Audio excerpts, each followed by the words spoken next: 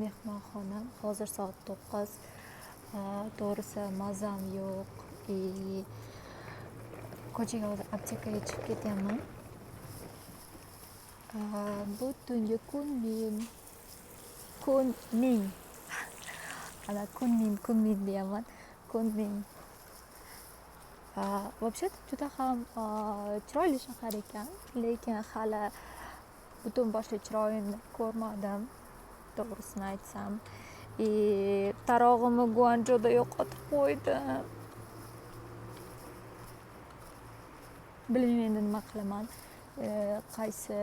Qaysi do'kon ochiqligini ham bilmayman.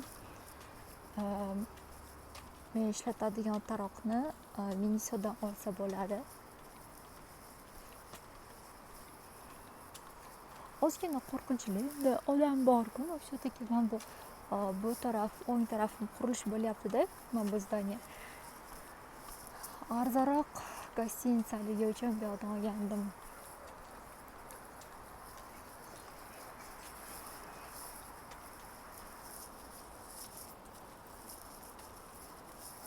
Qaranglar.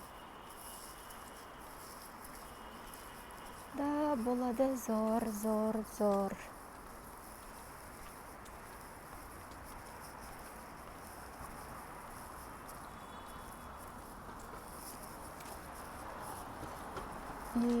Havo bu yoqda sovuqroq ekan. Xitoyliklar bu shaharni Forever Spring deyishar ekan, Spring City.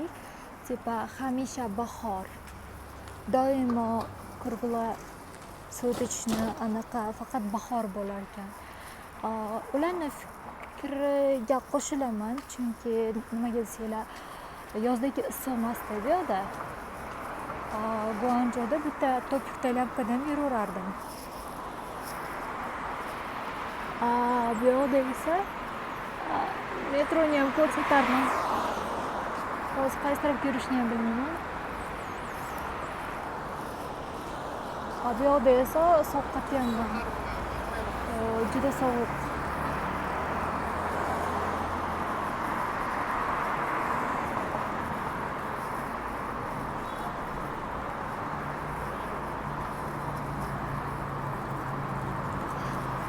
Bilasizlarmi? Hamma bloglari har xil, hamma такой chiroyli joylarni ko'rsatadi, to'g'rimi? Men o'zimning blogimda esa meni sayohat qilishni o'zi uslubi bor-da. Masalan, chiroyli joylarga boring, rasmga tushing, mashhur joylarga boring, demayman. Sayohatim o'zi aslida vizaviy istoriya qilish bilan boshlandi. Lish pasportimda pechat bo'lsin deb chiqib ketaverganman-da. Ko'p video, rasmga olmaganman. Shuning uchun keyin местныйlar bilan gaplashib, men bu ularni o'zlarini yashash tarzlarini ko'rib, keyin faqat men bu haqiqiy bu yoqda местныйлari qanaqa yashashi, masalan biz o'zbeklar qanaqa qilib O'zbekistonda yashaymiz, biz o'zimiz hayotimizni o'zimiz bilamiz-ku. Chetdan kelganlar Samarqand, Buxoro, Xivani videoga olib ketaveradi. Вот haqiqiy anaqani bilmaydi, to'g'rimi? Shuning uchun o'sha haqiqiy hayot, odamlar yashash tarzini ko'rsatmoqchiman.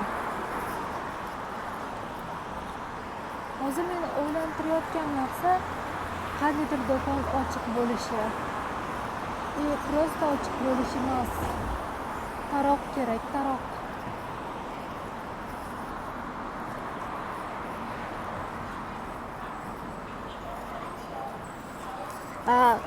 Как-нибудь sizlarga metroni ham ko'rsataman, vaqtim bo'lsa.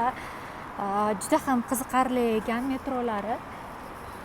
Alohida Xitoyning metrolari degan video joylashtiraman.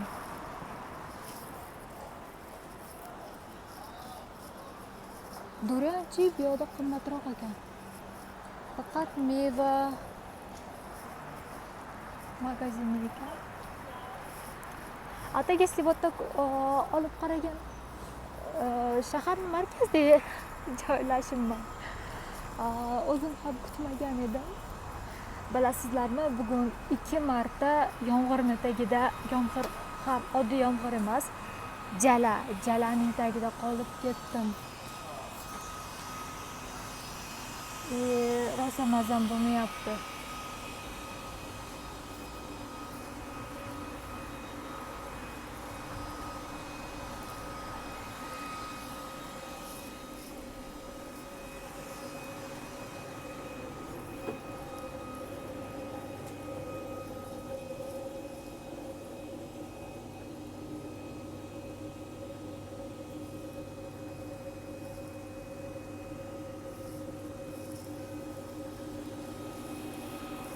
O'zi aslida ichmayman, chakmayman, lekin bu turishda borib chakib yuboraman deydigan gap bo'lyapti bor-ku.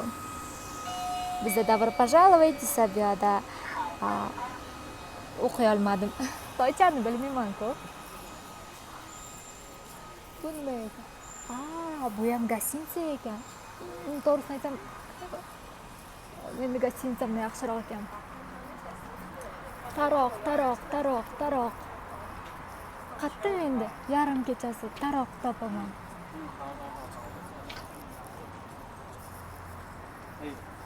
Скорее всего, yarim kechasi taroq topolmasam kerak-ku. Lekin 7-Eleven'dan nimadir olsam bo'ladi, keyin kiyim-kechak sotiladigan qanaqadir joy kerak. Hatto men nerealni soqatib ketganman. Va bilasizlarmi, bu yerda 7-Eleven emas, Yisin degan magazinlar bor ekan. Yisin. Ko'rish kerak, hozir yashayotgan joyimning yonida qanaqadir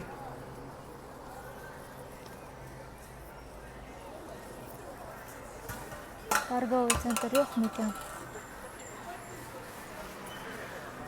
Bu babushkalar nima qilyapti? Misr ajratyapti shekilli. Shunaqalarni ko'rsamchi g'alati bo'lib ketaman-da, to'g'risini aytsam.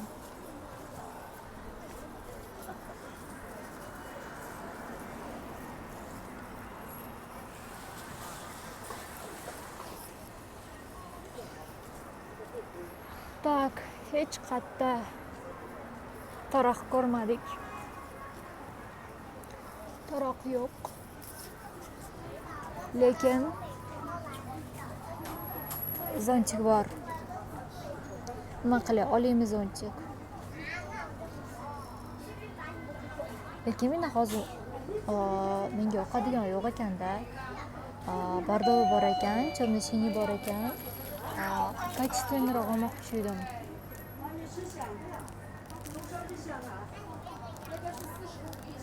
Atakka bor edi, olsam bo'ladi. Bu kerak.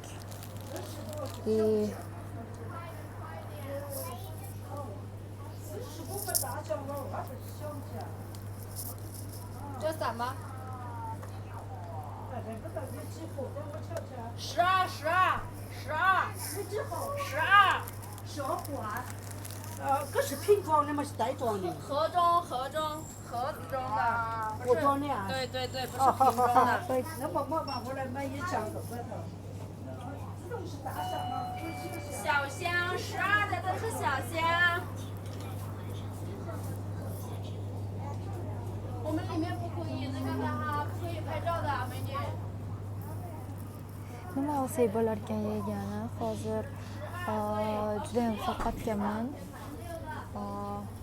Kolachalarning shirinligini qaranglar, bu yerda 300 ml kola bor ekan. To'g'risini aytsam 300 ml olgim kelmayapti.